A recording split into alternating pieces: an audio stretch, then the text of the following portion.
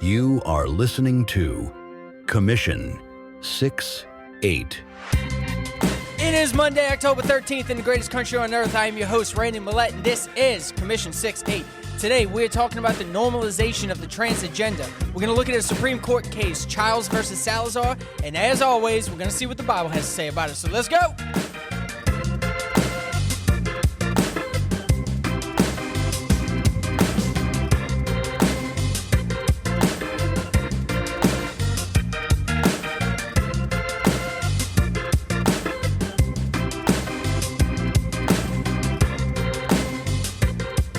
There is so much going on in the news right now. History is literally being made faster than we can report it.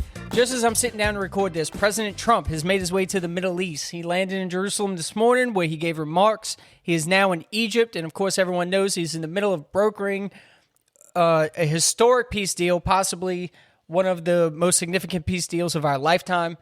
The hostages are home. All the hostages have made their way back home, have been released. They were back in Israel. The people of Gaza, the Palestinians, are making their way back into Gaza. You have Israelis and Arabs all chanting the name of Donald Trump. When President Trump was driving through Egypt, they had a billboard with his face on it. It's really unlike anything we've ever seen. Of course, back home, we are still in the middle of a government shutdown. Day 13 of the Schumer shutdown. Shutdown continues.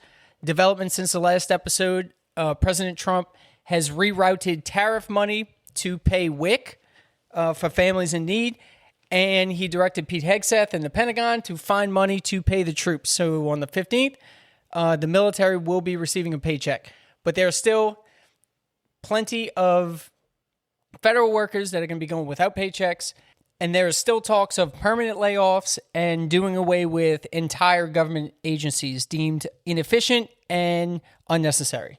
So, of course, we're going to be keeping a close eye on that. But I would also like to announce that this show has been getting a lot of traction and a lot of great feedback. And honestly, it's been outperforming my expectations. And I've been getting great feedback from you, the listeners. And if you haven't reached out to me or you haven't sent us a text through the website, please do so. Wherever you get your podcast, you can see a button that says send us a text. You can let us know if you like the show. You can give us suggestions if you want to be a guest on the show. Just reach out to us. And again, thank you for listening, and I hope you're enjoying it. Also, you can follow me on X.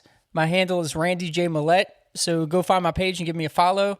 While I'm not able to keep up with the news cycle necessarily with this show, I am able to keep up with the news cycle on X, and I have a lot of stuff for you guys to keep you informed. So go follow me on X. And this is a perfect segue into today's topic because just a couple of weeks ago, X was on fire because certain influencers started exposing the trans agenda in companies like Netflix and Hulu and Disney and all these children's shows that are introducing trans characters.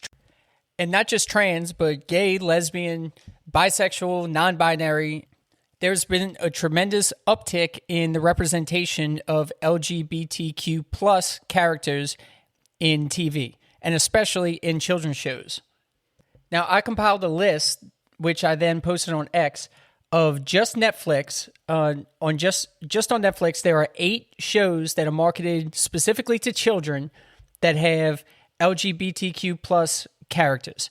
And if you have kids, listen close. I'm just going to read them off real quick. And again, this post is on X. The first show is Dead End Paranormal Park. Features a transgender Jewish teen boy, and that is marketed to 7 years old. The next show is Ridley Jones, from 3 to 7-year-olds, has a non-binary character. The Babysitter's Club for 10 plus has a young transgender girl. She-Ra and the Princess of Power features Double Trouble, a non-binary shapeshifter that goes by they and them. That's marketed to 7-year-olds. Kippo and the Age of Wonder Beasts includes Asher, a non-binary character who uses they-them pronouns, 7 plus. Big Mouth, puberty-focused comedy with trans and non-binary storylines. That's for 14 plus. Jurassic World is an animated series, includes non-binary characters that go by they, them in group dynamics. That's 7 plus. And Transformers Earthspark has a non-binary transformer that goes by they, them. A human character, Sam, which is a she-they, explores gender fluidity in robot lore, and that is for 7-year-olds. So that's just on Netflix, not to mention Disney and Hulu and all the other streaming services and broadcast television that your kids are constantly exposed to.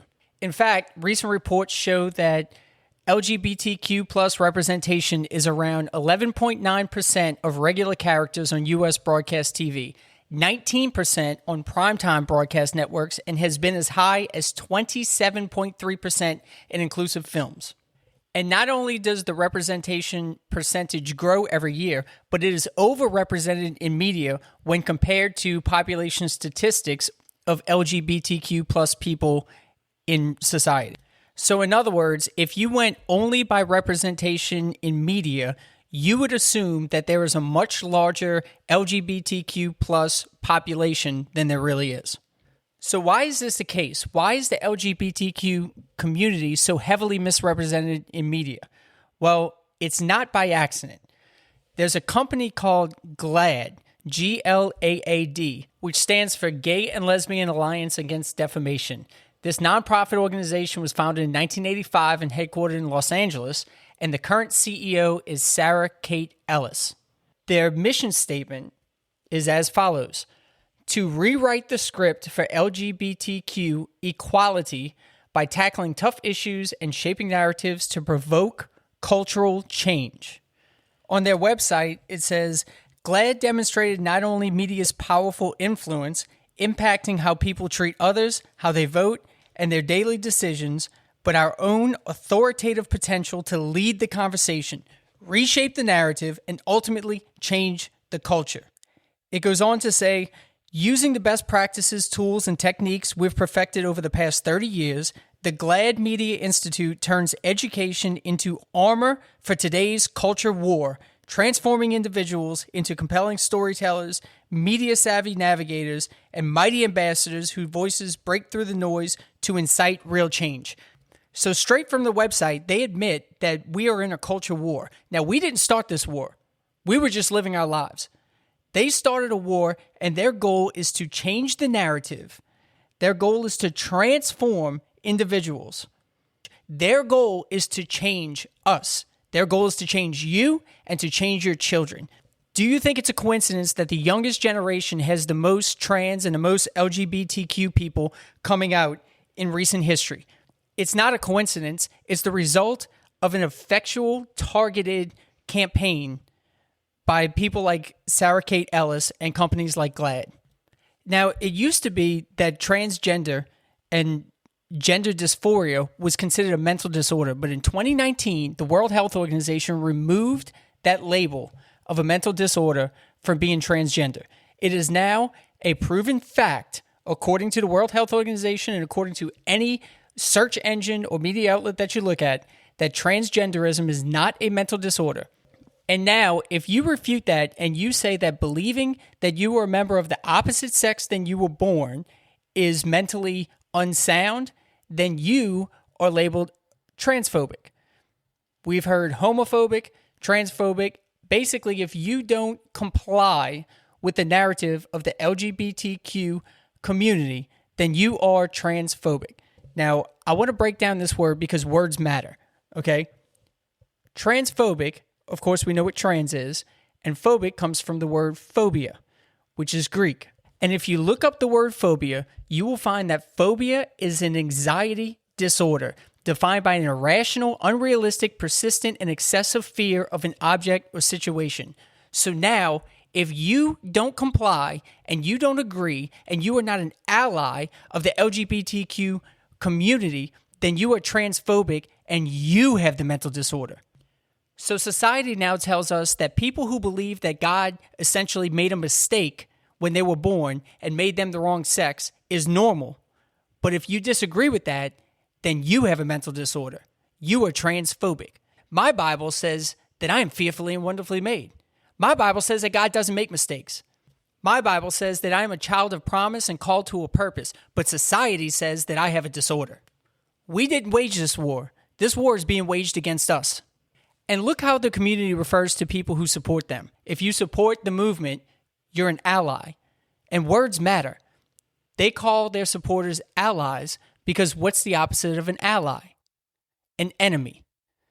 So if you believe the Bible and you believe that God doesn't make mistakes, you are now an enemy with a mental disorder. But you never changed your stance. The definition changed around you. Now, in the past, you may have taken a libertarian live and let live approach to this topic. And that's completely understandable. But what I'm trying to make you aware of today is that live and let live no longer applies because you know who you are and your mind's not going to be changed, but they're not after you or changing your mind. They're after your children. And their strategy is to use media and movies and TV to desensitize them to their agenda. Parents should have the power to educate their children according to their belief system at the appropriate age, but people like Sarah Kate Ellis and GLAAD are trying to take that power away from parents and preemptively educate your children and normalize things that are not normal. And if you have to normalize something, that means that it's not normal to begin with. So step 1 is desensitization, and step 2 is demonization. Because if you don't agree and you don't comply, they demonize you and they say that you are the one with the mental disorder fueled by hate and intolerance. We need to take a break, but stick around because when we come back, we're going to take a look at a Supreme Court case that's taking place right now. And the decision in this case is going to have major implications on your children. Don't go away. We'll be right back. You are listening to Commission 6-8.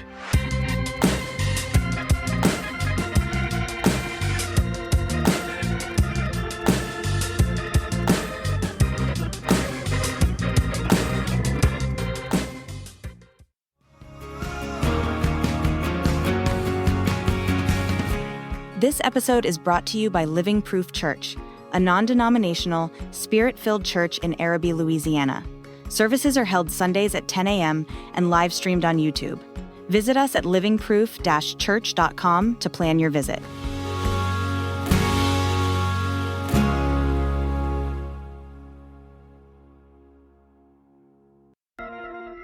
You are listening to Commission 6-8.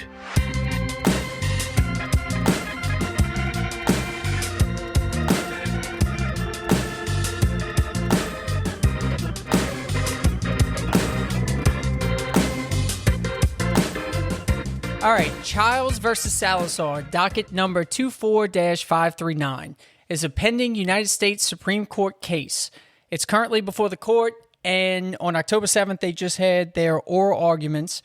And the basis of the case is Kaylee Chiles, a licensed professional counselor in Colorado, petitioned the court over a 2019 statute passed which prohibited conversion therapy for minors. Chiles stated that she is a practicing Christian and believes that people flourish when they live consistently with God's design, including their biological sex. And her lawsuit says that she wants to help her patients with the goal of seeking to reduce or eliminate unwanted sexual attractions, change sexual behaviors, or grow in the experience of harmony with one's physical body.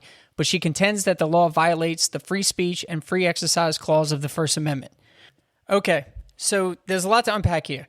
Let's start with Colorado's statute. In 2019, the state of Colorado passed a law that prohibited conversion therapy for licensed professionals. So here's what the actual law says, passed in 2019. The act prohibits a licensed physician specializing in psychiatry or a licensed, certified, or registered mental health care provider from engaging in conversation therapy with a patient under 18 years of age. A licensee who engages in these practices is subject to disciplinary action by the appropriate licensing board. Conversion therapy means efforts to change an individual's sexual orientation, including efforts to change behaviors or gender expressions, or to eliminate or reduce sexual or romantic attraction or feelings toward individuals of the same sex. Now, remember in the first segment how we were talking about how words matter, and there's a few words I want to highlight here, because just the sound of the word conversion therapy is very alarming, and it makes you wonder actually what they're trying to ban. First, let's look at sexual orientation. So conversion therapy is an attempt to change someone's sexual orientation. And the position of the current evidence-based medicine and clinical guidance is that homosexuality, bisexuality, and gender variance are natural and healthy aspects of human sexuality and gender identity. And that would be your sexual orientation. So they've established a baseline that once you decide that you are one of these things, that that's what you are. You didn't just decide it. You always were that. In other words, God made a mistake. So that's your sexual orientation. So then we go to conversion therapy. If someone suggests to you that you were made perfect and made in the image of God and that you are not a man trapped in a woman's body, then they are attempting to convert you away from your baseline or your sexual orientation, which the medical community establishes as fact. Now, this statute prohibits licensed counselors from not only suggesting that, but if a patient walks in and says that they don't want to be trans, even though they've been trans in the past or currently are trans, but they want to go back to their birth gender, the statute in Colorado prohibits any counselor from helping them just through talk therapy. So we're not talking about electroshock or drugs, but just through talk and counseling. It prohibits counselors from assisting that individual to return to their birth gender. I'll give you an example. Let's say there was a person who was born a boy and was a boy all the way up until the age of 12. Then they decided that they were a girl. So they changed their name, they started dressing like a girl, started acting like a girl, and they did so for 3 years. Then they decide they're really not a girl because they were born a boy and they want to be a boy again. So they go to their counselor, not at the behest of their parents, but on their own volition. They go to their counselor and say, I don't want to be trans anymore. I want you to help me transition back to being a boy because I was born a boy and I've always been a boy. The state of Colorado says that that counselor is not allowed to do that. Now, on the other hand, if that same person who was born a boy at the age of 12 walks into his counselor's office and says, I'm really a girl, well, then the state of Colorado is perfectly fine with the counselor helping that person transition into being a girl, even without parental consent. We're talking about a minor. They will help them transition into being a girl, not the gender that they were born with. But if that person ever wants to transition back, the state of Colorado prohibits a counselor from assisting in that transition back to their birth gender. And this is not just Colorado.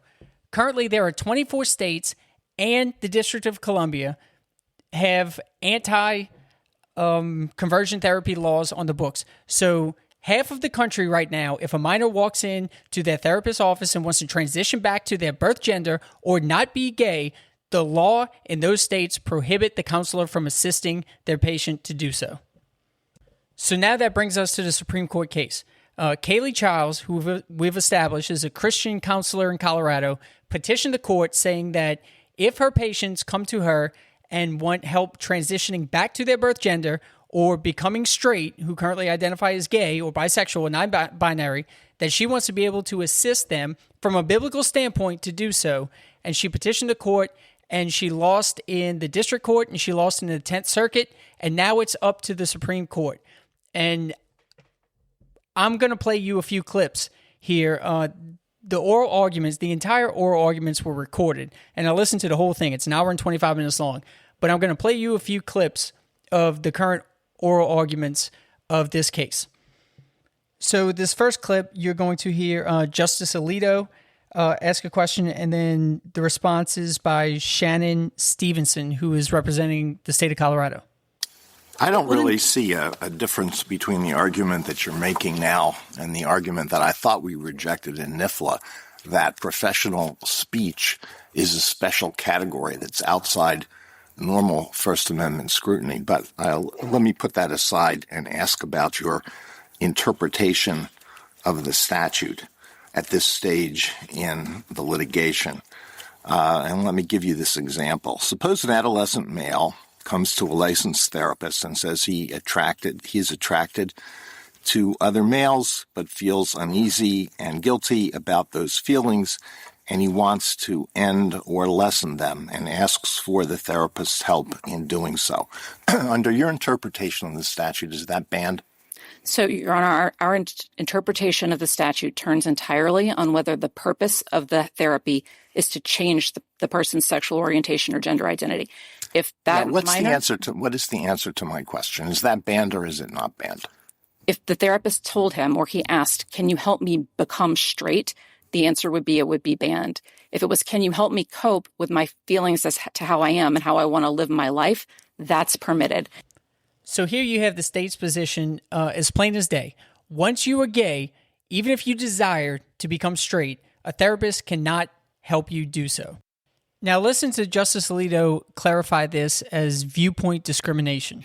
If you recall the example that I gave you, I'll give it to you again because I want to contrast it with another situation. So in the first situation, an adolescent male comes to a licensed therapist and says he's attracted to other males, but he feels uneasy and guilty about those feelings. He wants to end or lessen them, and he asks for the therapist's help in doing so. The other situation is a similar adolescent male comes to a licensed therapist, says he's attracted to other males, feels uneasy and guilty about those feelings, and he wants the therapist's help so he will feel comfortable as a gay young man. It seems to me your statute dictates opposite results in those two situations based on the viewpoint expressed. One viewpoint is the viewpoint that a minor should be able to obtain talk therapy to overcome same-sex attraction if that's what he or she wants, and the other is the viewpoint that the minor should not be able to obtain talk therapy to overcome same-sex attraction, even if that is what he or she wants. Looks like blatant viewpoint discrimination. So the basis of the state's argument is standard of care, which means that the state's position and the standard of care position is that conversion therapy is harmful to the patient. So Justice Gorsuch is about to speak next, and he's pointing out that if the standard of care were that it's harmful to the patient to convince them that they were of the opposite sex, then the same statute would apply.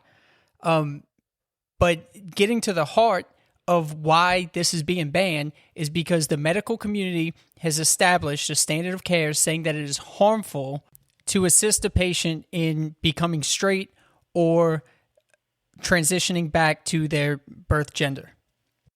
So yes, they could regulate. The state could forbid a regulated licensed professional from affirming homosexuality. If that were consistent with the then prevailing standard of care. That's right. And so likewise, if the prevailing standard of care were to change or to solidify that this sort of talk therapy is beneficial to minors or at least not harmful to minors, then a state could pass a mirror image statute to Colorado's that prohibits any attempt to affirm changes of gender identity or sexual orientation, and that would be subject to mere rational basis review on your theory. That's right, Your Honor. But she doesn't stop there. She even goes on to say that this standard of care exists in the face of medical uncertainty. And just to illustrate, it's not the fact that there are words involved doesn't make a difference. So states like we recognized in Scrimeti have the power to regulate even in the face of medical uncertainty. The laws or the standard of care could change there, and the legislature can act to change that. And so even in cases where medical uncertainty exists, you think that state could pass such a law prohibiting ex ante speech that would affirm gender identity changes or sexual orientation changes or homosexuality. So the bottom line is the medical community and the states who are backing the medical community's so-called standard of care is you can be gay, you can be trans, but you can't go back. And if you want to go back, you have to do so on your own. You can't be helped by a therapist, even if you're going in and asking for help on your own volition. So naturally, this is being contested, and it's being contested in the highest court of the land. And these were the oral arguments, and I listened to the entire thing. It's an hour and 25 minutes. You can find it on YouTube. And if you're into that sort of thing, I highly recommend to go listen to it. It's very interesting, to say the least. But I've also listened to some reports and lawyers talking about it, and it seems, now, of course, we don't know until it happens, but it seems that the court is going to strike this down and rule in favor of the plaintiff, who, of course, is Chiles. And, of course, if that's true and the court rules in favor of the plaintiff, then that's going to set the precedent nationwide. So we're going to keep an eye on this, and when the decision comes out, of course, you're going to hear it here. If you don't hear it on the news first, we're going to talk about this again. And before we go, I just want to read you one scripture. Usually this is the part where I go into the Bible and I give you a little mini sermon, but I think that this was a heavy episode and there was a lot here to think about, so I want to leave you with these words, and this comes from Psalm 139, verse 14. It says, I will praise thee, for I am fearfully and wonderfully made. Marvelous are thy works, and that my soul knoweth right well. And I want you to meditate on that and dwell on that verse, because right here in the Word, it says, and I could read a bunch of different scriptures where it says that God knew us in the womb and that we were designed for a purpose, right? We all have a call upon our lives, and we all know that to be true. But we were made perfect, and we were made in the image of God. We were fearfully and wonderfully made, every single one of us, every individual that walks the face of this earth. Sometimes we don't look like it, but that's our own doing, not God's, right? We were made in the image of God, and we were made perfect. God did not make a mistake when he made us. And changing your gender or changing your identity is not going to fill the void in your heart or fill the void in your soul. Only Jesus can fill the void. If you want to transform your heart. If you want to transform into the image of God. Read his word daily and rely on him, and protect your children, protect their innocence, and let them develop into the image of God. Don't let the world come in and try and change who they are. There's a great pastor who just recently died, and in his book he said, if you keep sending your kids off to Caesar, don't be surprised when they come back as Romans. So let's stop sending our kids to Caesar. Let's protect our children. Let's protect their innocence, and let's let them grow up into the image of God. Let's let them grow up and fulfill the purpose that God put them on this planet for. Let's affirm their true identity, and that identity in Christ. Now, thank you again for listening to me today, and I pray blessings over you and your family. I pray God blesses your coming in and your going out. I pray peace, power, and prosperity, and remember that you live in the greatest country on earth, and it's up to you to keep it. This has been Commission 6-8.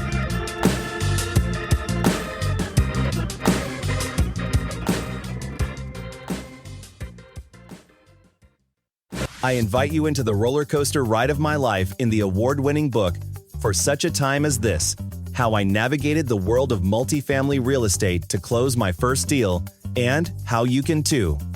From the very first page, you'll dive into the raw emotions of ambition and resilience, facing one crushing setback after another. Yet, through each trial, I discovered new depths of determination and learned invaluable lessons in negotiation and perseverance. This isn't just a story about overcoming financial hurdles. It's about the profound personal growth that comes from navigating life's toughest challenges. It's about faith, family, and the unwavering belief that setbacks are not the end, but the beginning of something greater. For Such a Time as This, How I Navigated the World of Multifamily Real Estate to Close My First Deal, and How You Can Too, by award-winning author Randy Millette, available on Amazon.